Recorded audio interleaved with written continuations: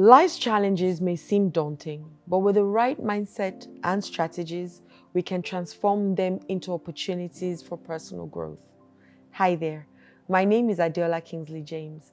I'm a rapid transformational therapist and a clinical hypnotherapist. Today, we're delving into a topic that resonates with so many of us, turning adversity into advantage. Now, I want you to listen to this story and see how the discussion of today would help you shift your mind about adversity. I'm going to share a powerful story with you. And as I share the story, I'll also share the steps that the lady took to change her life. Now, I want you to meet Sarah. Sarah, a remarkable, beautiful woman who's been facing numerous challenges. She lost her job, lost her husband, and I say lost her husband, I mean they got divorced. She now has 2 children living with her and only her looking after these children. And so she's feeling completely dejected and in despair. Marriage, oh my goodness, was a huge strain for her. The weight of the responsibilities of being a mother, and a single mother at that, left her feeling very overwhelming. However, what were the steps that she took to help her come out of that space? I'll share them with you. The first thing she did was acknowledge and accept her situation. A lot of people run away from just accepting that now the marriage is over. They spend so many years, just waiting and crying and accept it. He's gone. You're now alone with 2 children. Because the moment we can name something, we can deal with it or heal it. That's why when you go to the hospital, the doctor will say to you, do various tests so that we can either overrule certain things or then name what you really have. So once we're able to say, okay, you've got malaria, we now have a name for it. There's now acceptance and acknowledgement. We can now treat it. And that's the same thing we must do. We must first, for us to face the adversity head on, we've got to first acknowledge the situation and accept it for what it really is at that time. And that will set the pivotal moment that will help you in your remarkable transformation. At least that's what helped Sarah. The second thing she did was shift her perspective. Now, with this newfound determination of acceptance and acknowledgement, Sarah found and shifted her perspective. She saw her challenges not as insurmountable obstacles, but as stepping stones to a stronger, more resilient version of herself. Remember, I keep saying that it's not the thing that happens, it's the meaning that you give to it that either makes you wise or wounded. Now, when you want to look at a situation from a positive point of view, I always say that what am I going to get out of this that is going to help me? What am I going to learn from this situation? Rather than seeing myself as a divorced woman with 2 children, incapable, useless, and a failure, I want to see myself as capable, that God has blessed me with these children and has given me the capacity and the capabilities to look after them powerfully, and the resources that I need will definitely come. So I'm already thinking in a positive way. I don't feel dejected or depressed, and so did Sarah. I mean, after working with her, these were the steps that I helped her go through to get to that point. The third thing was she embraced resilience. Sarah leaned on her inner strength and sought support from family and friends. Together, they became her pillars of strength during this challenging time. Remember, I always talk about your community and the people around you. You must have certain people around you to help you because you cannot do it on your own. So when you look inwards, you now start to ask yourself, who do I need to help you on this journey? Sometimes it's your family members, sometimes it's your friends, sometimes it's your colleagues at work. But find a support system that works for you and allow them do what they need to do. Don't be a micromanager and tell everybody what to do, how to do it, because you don't believe anybody knows what to do. Step back and trust, surrender to them, to the help that they will give to you. At least that's what Sarah did. The next thing she did was set empowering goals. Sarah set empowering goals for herself, small achievable milestones that provided direction, purpose, and a sense of accomplishment as she navigated through the storm.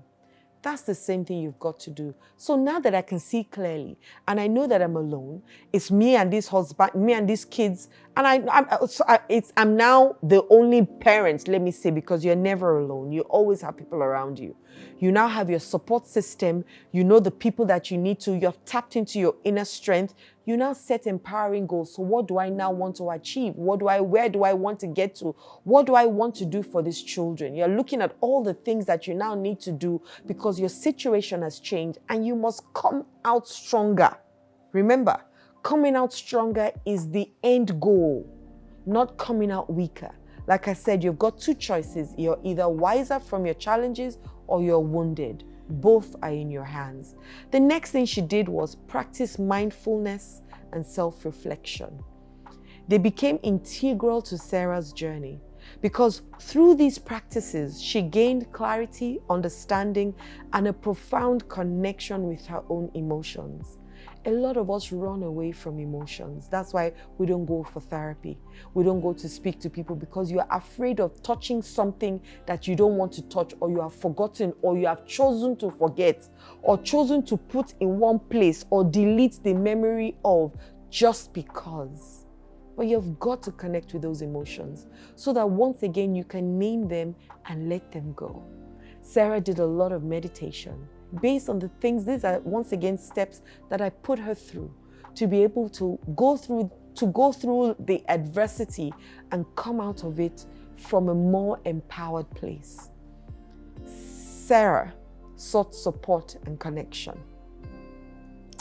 She saw it was important to have empathy and become other people's light.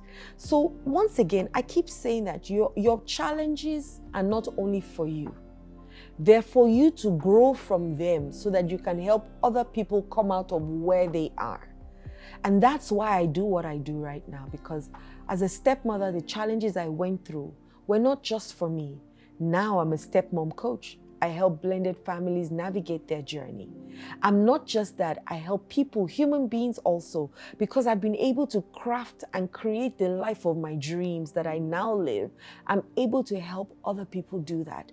And as I keep growing and expanding, I'm able to carry more people and help them grow and expand. So it's now no longer just for me, but it's a mission that has come out of it. I'm serving other people through my own adversity that I went through and I came out of. So why don't you want to even become stronger? Do you understand?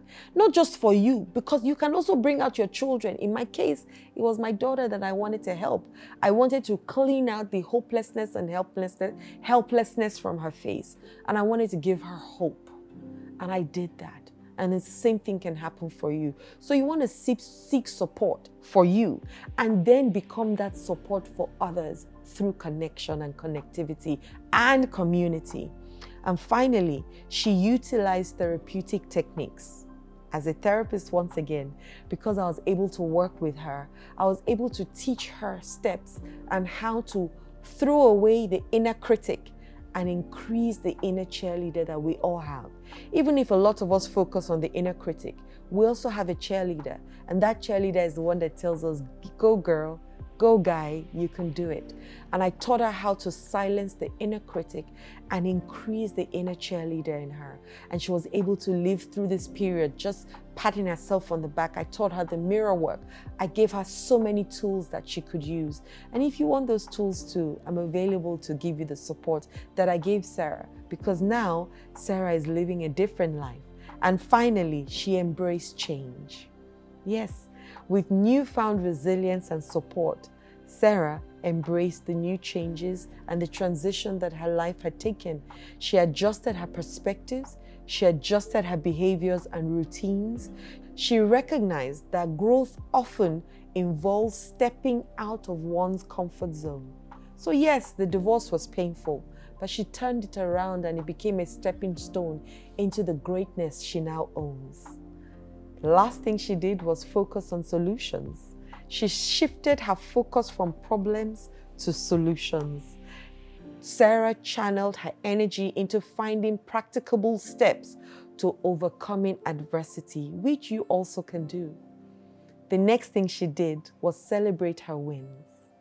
I'm so big on celebrating your wins, guys, because what you celebrate gets repeated.